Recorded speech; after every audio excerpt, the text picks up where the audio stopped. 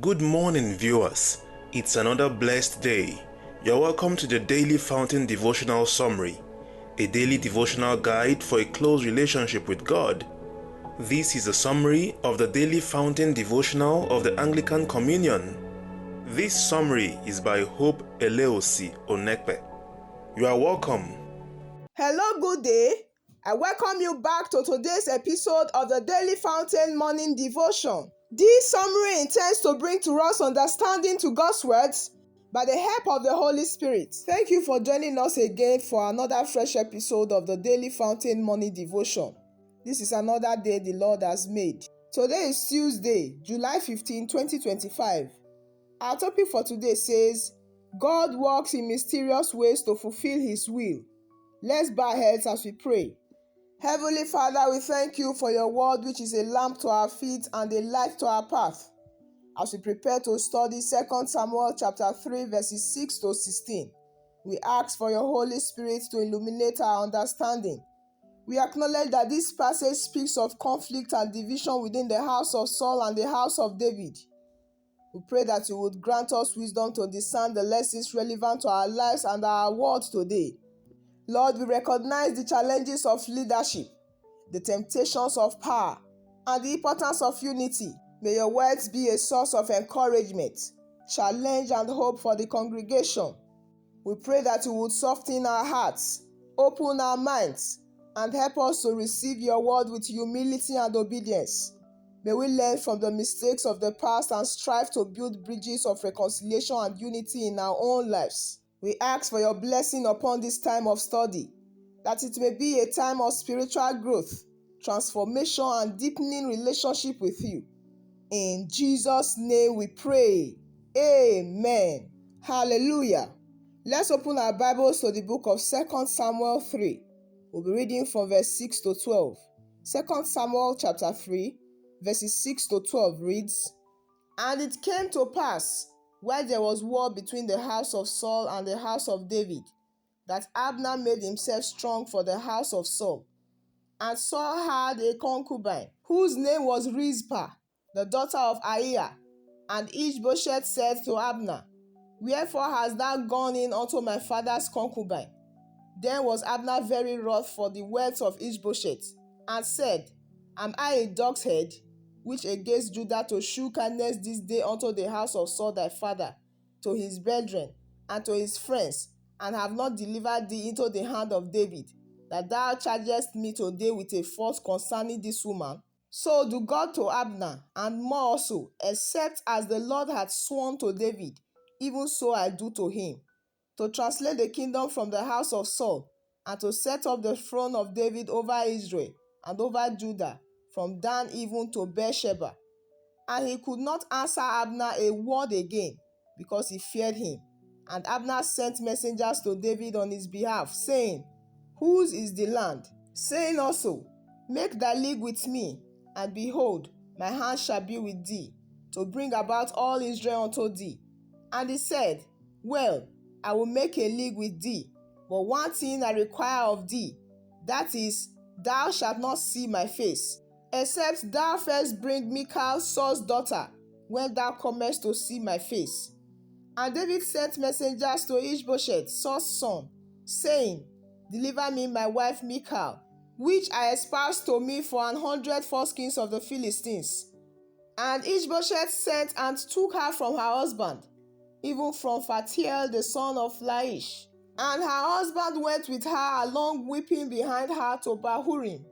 Then said Abner unto him, Go, return. And he returned. This is the word of God. Thanks be to God. Praise the Lord. Once again, our topic for today says, God works in mysterious ways to fulfill His will. The body of our today's guide says, our passage today shows how Abner was accused by Ishbosheth of having secret affairs with a concubine of late King Saul. Abner had earlier single-handedly installed Ishbosheth king over Israel. So Abner, in his fiery and angry response, did not actually deny the accusation, but made a deadly threat and determined not to appoint Ishbosheth as king over Israel. He started taking certain steps against Ishbosheth, and at the same time, working to assist David to reign over entire Israel. A critical look at this passage shows that God had allowed the conflict between Abner and Ishbosheth to bring about the establishment of David as a king over the whole of Israel.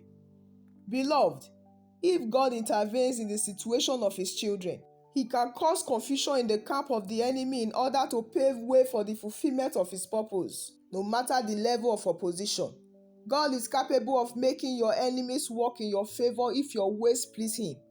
If you want to see God in action, using your enemies to further his counsel for your life, keep his words and live to please him. The rest shall be testimonies in your favor. Our prayer for today says, Dear Lord, create confusion in the camp of my enemies to advance your purpose for my life. Amen. Praise the Lord. Our topic for today once more says, God works in mysterious ways to fulfill his will. Our passage for today, 2 Samuel chapter 3 verses 6 to 16, describes the growing tension and conflict between Abner, a powerful commander in Saul's house, and Ishbosheth, Saul's son who is ruling over Israel. Now Abner was accused of taking Saul's concubine, and in those days, it was regarded as both sexual immorality and treason. And again, for Abner to take the wife or concubine of the late monarch Saul was to appropriate his property and to make a bid for the throne. And so at this particular time, it might seem strange that there was a controversy over the concubine of Saul, especially because Saul was dead. Yet in their thinking, the king's bride belonged to him and him alone, even if he was absent. This principle is also true for Jesus and his bride, the church. The church belongs to no one but Jesus. And it is treason to take the bride of Christ as if she were our own possession. Praise the Lord. When we read verses 8 to 11, we'll see that we are not specifically told, but Abner's response leads us to believe that the accusation was false. So it is possible that as he was strengthening his hold on the house of Saul, he took the concubine as an expression of his power and dominance. Also, it is more likely that because of Abner's increasing power, Ishbosheth felt it necessary to invent this accusation as a reason to get rid of Abner. And Abner told Ishbosheth that he would now support David and help David fulfill what the Lord promised. Again, let's read verses 9 and 10. So do God to Abner, and more also, except as the Lord had sworn to David, even so I do to him, to translate the kingdom from the house of Saul, and to set up the throne of David over Israel and over Judah, from Dan even to Beersheba. So if Abner knew that David was God's choice for king, he would not have fought against him. We use Abner as a good example of those of us who know things to be true, but we don't live as if they are true. Abner did the right thing for joining David's side, but he did it for the wrong reason. Now, instead of joining David because Ishbosheth offended him personally, he should have joined David because he knew that David was God's choice to be king. Praise the Lord. When we read 1 Samuel chapter 18 verses 26 to 28, we can see where David received Michal in marriage. Then when we read 1 Samuel chapter 25 verse 44, Saul took Michal away from David to spite David. And 1 Samuel chapter 18 verses 20 to 30 describes how David used these unusual payments instead of a dowry for the right to marry the daughter of King Saul. Although apparently David was not done with adding to his collection of wives, but he insisted on receiving Michal as his wife again for at least 3 reasons. The first reason was that David remembered that Michal was his wife by both love and right, and that King Saul only took her away as a part of a deliberate strategy to attack him and destroy him. The second reason was that David wanted to show that he harbored no bitterness towards Saul's house. And the only way he could show this was through his good treatment of Saul's daughter. And lastly, David wanted to give himself a greater claim to Saul's throne as his son-in-law. Now, David was just there behaving himself very wisely and allowing God to work, to establish the kingdom with him. In other words, though he knew that he had been anointed by God to be king over Israel, he figured, if God anointed me king, and God wants me to be king, God is able to work out the circumstances. So David is not in there trying to work things out for himself. He is letting God take care of all of these things. He is just there behaving himself very wisely and prudently, and the people are noticing it. And they are really being attracted and drawn to David because he shows that he does have a heart and he does desire the right things. And he's not out there promoting himself. Now, in one of the Psalms, we are told that promotion comes not from the east or the west, but promotion comes from the Lord. Psalm 75 verse 6. So David really believed that. And he wasn't out there trying to exalt himself and promote himself. He was just waiting for God to do it. This lesson is talking to us today. It would be very good if each of us would follow the same thing. Today, so many people are out there to hype themselves and to hype what they do. The world is filled with big hypes. Everybody trying to hype everybody else. But David was not seeking to promote himself. He was just waiting upon God and letting the things fall and letting God do it. Having that kind of confidence in God, if it is what God wants, He will surely bring it to pass.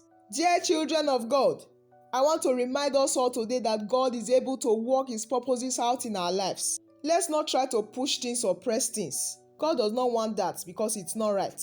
Why not kick back, relax, and allow God to work the thing out?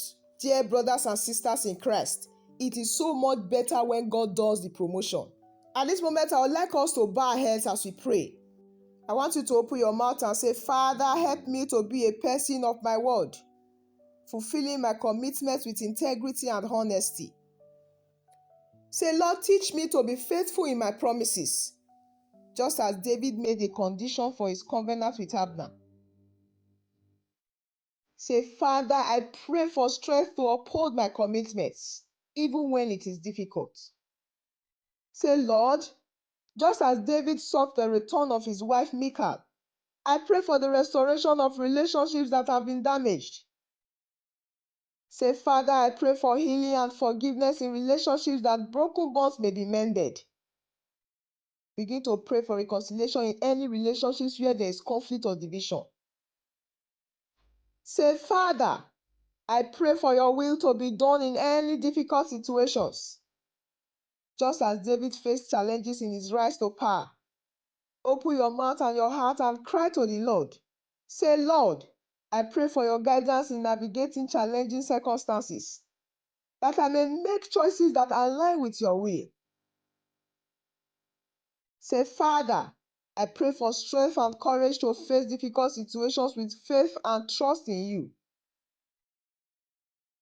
Lastly, say, Lord, I pray for your peace to reign in my heart and mind, even when faced with adversity. Round up your prayers. In Jesus' name we pray. Let us pray. Heavenly Father, we thank you for your word which speaks to us in our time, as it did to David and his people. We acknowledge the ongoing conflicts and divisions in our world and in our own lives, mirroring the struggles of that era. We pray for wisdom and discernment, as Abner sought to strengthen his house, that we may strengthen your kingdom.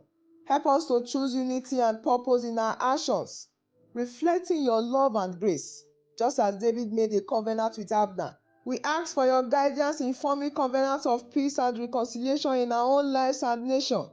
Deliver us from the fear of obedience, the fear of what others might say or do, and empower us to choose righteousness. Grant us the courage to face challenges with faith and to be instruments of your peace in a world that needs it desperately.